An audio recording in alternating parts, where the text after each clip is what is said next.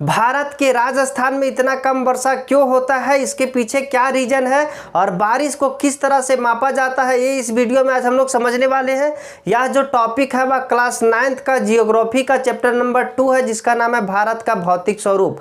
और भारत के भौतिक स्वरूप के अंतर्गत हम लोग हिमालय पर्वत के बारे में, भारत के उत्तरी मैदान के बारे में, प्रायद्वीपीय पठार के बारे में बहुत ही अच्छा से पढ़ चुके हैं। एक एक वीडियो में हम लोग तीनों को पढ़े हैं। आज हम लोग चौथा भौतिक स्वरूप देखेंगे जिसका नाम है भारतीय मरुस्थल।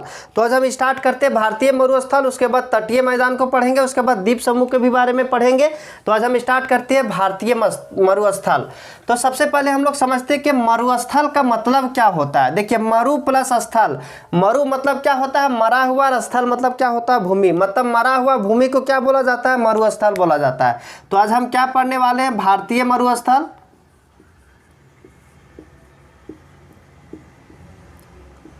देखिए, मरु मतलब मरा हुआ और स्थल मतलब क्या होता है, जमीन। तो मरा हुआ जमीन जो होता है उसी को बोला जाता है मरुस्थल। और ये भारतीय मतलब क्या हुआ, भारत का मरा हुआ भूमि, उसे बोला जाता है मरुस्थल। अब ये मरा हुआ क्यों बोला जाता है, इसको मरा हुआ इसीलिए बोला जाता है क्योंकि वहाँ वनस्पति का विकास बहुत कम होता है। मतलब यहाँ जो पेड़ पौधा का विकास होता है वो बहुत कम डेवलप होता है। यहाँ बहुत कम पेड़ पौधा पाया जाता है। बहुत कम पाया जाने का रीज़न क्या है, तो यहाँ पे वर्षा बहुत कम होता है। क्या, यहाँ पे वर्षा बहुत कम होता है। यहाँ पे कितना बारिश होता है, तो 150 मिलीमीटर। कितना, 150 मिलीमीटर। अगर इसको सेंटीमीटर में देखें तो कितना सेंटीमीटर होगा, तो 15 सेंटीमीटर। तो यहाँ पे जो वर्षा होती है, इसका वार्षिक वर्षा कितना होती है, 15 सेंटीमीटर से भी कम होती है, या 150 मिलीमीटर से भी कम यहाँ पे वार्षिक वर्षा होती है। अब रही बात कि बारिश को किस तरह से मापा जाता है, तो बारिश को मापने के लिए एक इंस्ट्रूमेंट आता है जिसे बोला जाता है रेन गेज। देखिए, वहाँ पे आपको एक रेन गेज दिख रहा होगा। रेन गेज ऐसे होता है और यहाँ पे क्या लगा हुआ रहता है, मतलब इस तरह का एक स्ट्रक्चर होता है।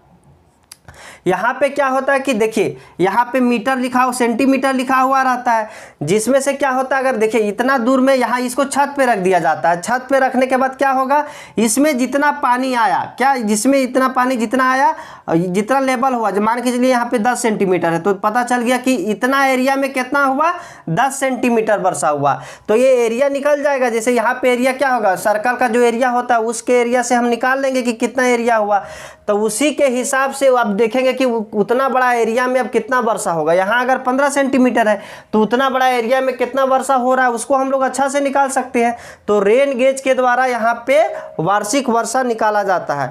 अब रही बात कि यहाँ पे वर्षा होती क्यों नहीं है, कितना कम वर्षा होने का रीजन क्या है।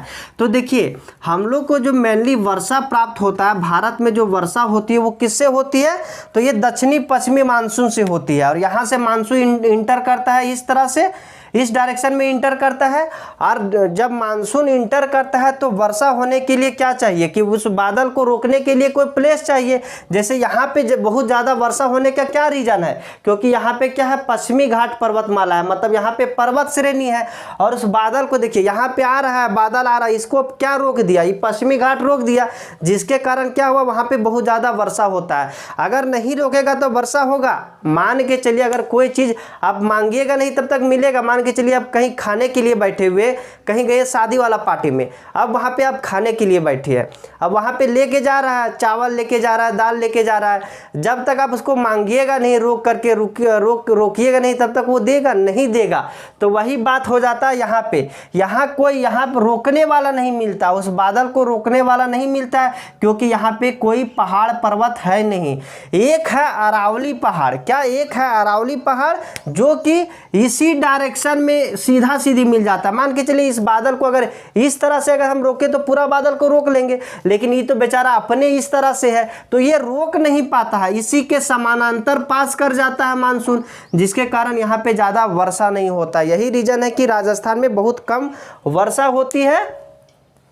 अब देखिए, जब यहाँ पे बहुत कम वर्षा होती है तो ये क्षेत्र कैसा होगा, वो भींगा हुआ क्षेत्र होगा या सूखा हुआ क्षेत्र होगा, तो शुष्क क्षेत्र होगा।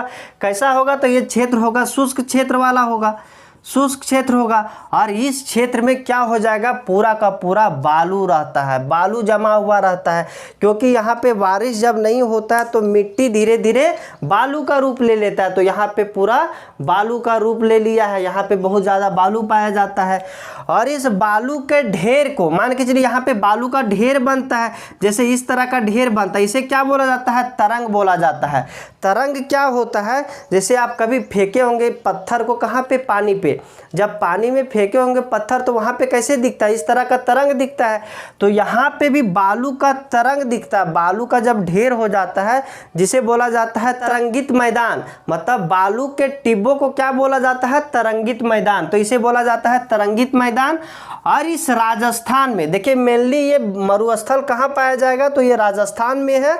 और इस राजस्थान के ये पूर्वी साइड जो है वो क्या है, अरावली पर्वत है। क्या है, अरावली पर्वत है, अरावली पर्वत है। और इस अरावली पर्वत के पश्चिम साइड क्या है, मरुस्थल है।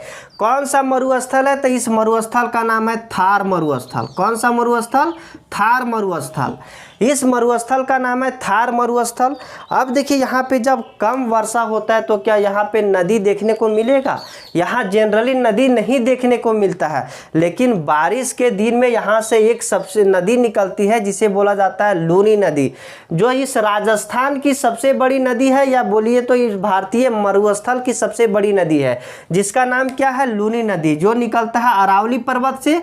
और ये लूनी नदी देखिए, कोई भी नदी का उद्गम कहीं भी हो लेकिन उसका मुहाना जो होता है कोई ना कोई नदी या कोई ना कोई समुद्र में होता है। जैसे यहाँ से गंगा निकलती है तो कहाँ पे मिलती है, इस बंगाल के खाड़ी में गिरती है। यहाँ से जमुना निकलती है तो वो गंगा नदी में मिल जाती है। तो मतलब या तो कोई नदी में मिलती है या तो फिर सीधा कोई सागर में मिलती है। लेकिन ये लूनी नदी है वो ना तो कहीं नदी में मिलती है ना ही सागर में मिलती है।